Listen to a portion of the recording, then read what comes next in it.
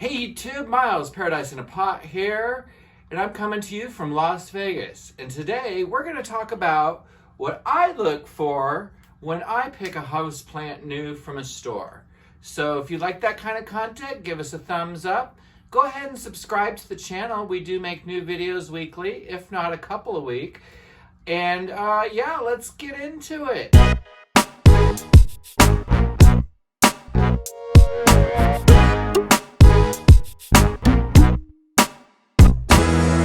Alright guys, so the first thing I'm going to say about this topic of how to pick a house plant, or at least how I pick house plants, is I always try to pick a place first off that I find has healthy plants in general. I'm not going to buy a plant from some place that has a lot of plants that have pests or things going on that I don't want to deal with problems. I've got too many plants to worry about adding problems to my situation. So that's the first thing I kind of do is I look at the store.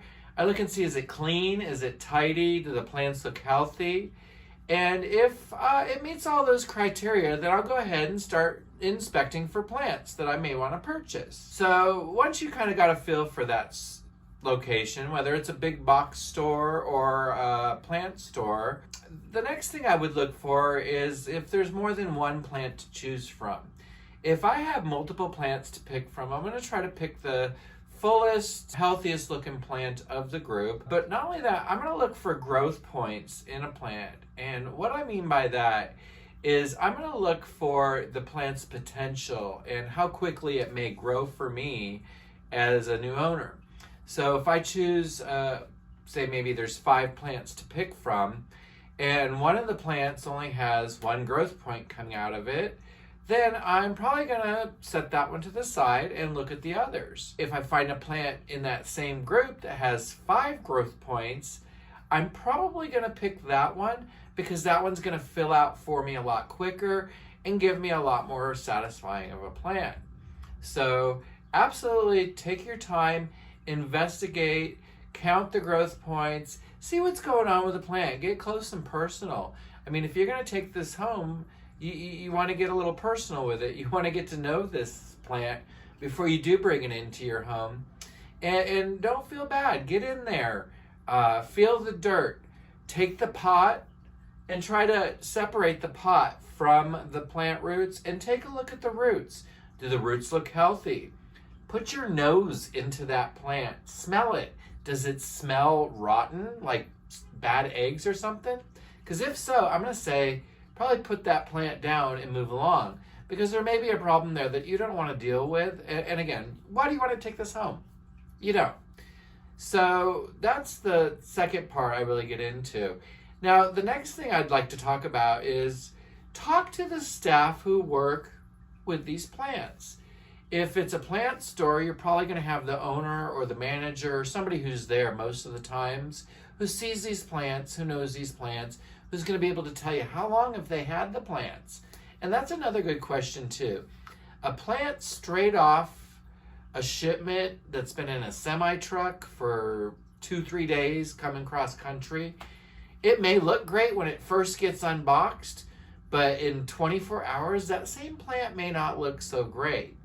And I like to leave plants sit at their location for at least a week before I bring them home. I know that a lot of people go rushing looking for rare, exotic, unusual plants at these big box stores and are happy to pull them out of the boxes and take them right home. And kudos to those people, because I'm going to say that if you're doing that, you probably really know what you're expecting as far as the potential of that plant doing or dying. And I also understand why people do this too, because sometimes you're saving those plants from those big box stores. Because a lot of times, unfortunately, those big box stores don't have employees that really know, care, or think about what the plant's needs or requirements are. And they pretty much just follow a worksheet of what they need to do every day. So if it says water these plants, they just throw a ton of water on a bunch of plants, not realizing that some of them are sitting in pots where the water doesn't drain out. So they're like literally drowning these plants. And so that's something you want to look out for, is how are the plants taken care of where you're picking it up? Do you realize that you're maybe getting a plant that's going to be a bit of a challenge when you first get it home that you're going to have to rescue? And I'm going to tell you, I've done that. I've actually picked up a Hoya wyetii at Lowe's that was just drenched, and it was in the peatiest moss that you could imagine. And I was like, these roots are going to go if I don't take this plant home. And I took it out of the pot. I gave it a good sniff really thoroughly, kind of squeezed it a little bit to wring it out, put it back in its pot, brought it home, proceeded to take it out of that plastic pot and let it set literally on a tray for a day in front of a low fan, just to kind of like let those roots really breathe. And it dried out the outer edges. It was still kind of wet and soggy in the center. So what I did from there is, after day 2, is I literally tried to get most of that wet, soggy stuff out of there to let those roots really breathe. The plant never looked like it suffered. I did completely change out the soil. I actually rinsed out the roots, potted it back up in a lighter, fluffier mix so that it could breathe, and I put it into a orchid pot that actually has slits, and it's terracotta. And I know a lot of people don't like terracotta for their Hoya because the roots really hold on to that terracotta. But my philosophy is that if my Hoya is going to go into a terracotta, it's probably going to live there its entire life. I'm going to pretty much just trim the plant down from the outside from letting it become too big and overwhelming, so that the roots don't require a new pot. But if it gets to that point, I'll just go ahead and repot it anyway. If it's a Hoya that I love so much, I'll break the pot apart and maybe save pieces of the roots attached to into the next pot. You know what I'm saying? But let's digress and get back to how to pick a house plant at a store or location.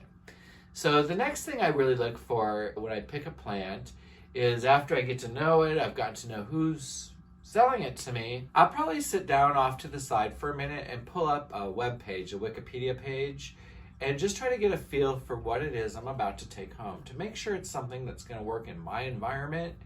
And I'm also going to make sure that it's going to be something that works into my budget.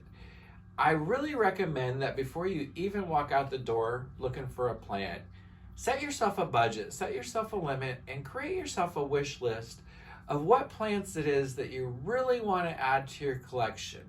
And I'm speaking as somebody who's a spontaneous plant buyer who, like probably most of us through this pandemic, bought plants just because we didn't have any friends and this plant was filling a space in our hearts to allow us to do what we couldn't do with our friends during those times. And I have quite a few plants that I wish I didn't have, because they really don't fit in with the plants that I do love so much. So if you make a list of plants that you're looking for, and you think about it, and you think about the price and how much you're willing to spend also, because sometimes you'll find a plant on your wish list and it'll be 3 times the price of what you were willing to pay. And if you don't set yourself that budget, you may end up spending that kind of money just in the spontaneity of the moment. You know, you're so excited. Oh my gosh, I haven't seen this plant ever in person. This might be the only time I ever see it. And I'm going to say something to that also, because whenever I see a plant newly appear into my view, guaranteed in the next 2 weeks, I'm going to see that plant everywhere. And it just always seems to be like that, especially if I buy it on the spot. So take your time. Don't necessarily buy the first specimen you run across. I know sometimes we're a little impatient. We just want to fill our plant collection up. So with that being said, I think that's really all I would talk about when picking plants. Again, look for healthy plants, multiple grow points, check the roots, talk to the person you're going to purchase the plant from, inspect the area where the plant's coming from. Because again, if it's coming with problems, it's going to bring you heartache. And this is supposed to be a fun hobby, so remember that. Don't ever forget. Really, we're supposed to have fun with this. And I'm going to tell you, 99% of the time, I do have fun. So save yourself some trouble, think about what you're going to buy, and have yourself a good day.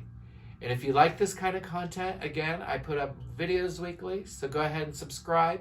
Hit that notification button so you get told when I put one up. And let me know in the comments below what it is more you'd like to hear, see, or talk about on this channel. Because I've got lots of ideas, and I'm just going to keep putting them out there. And hopefully you guys hang out. So anyhow, thanks much and have a great day. Bye!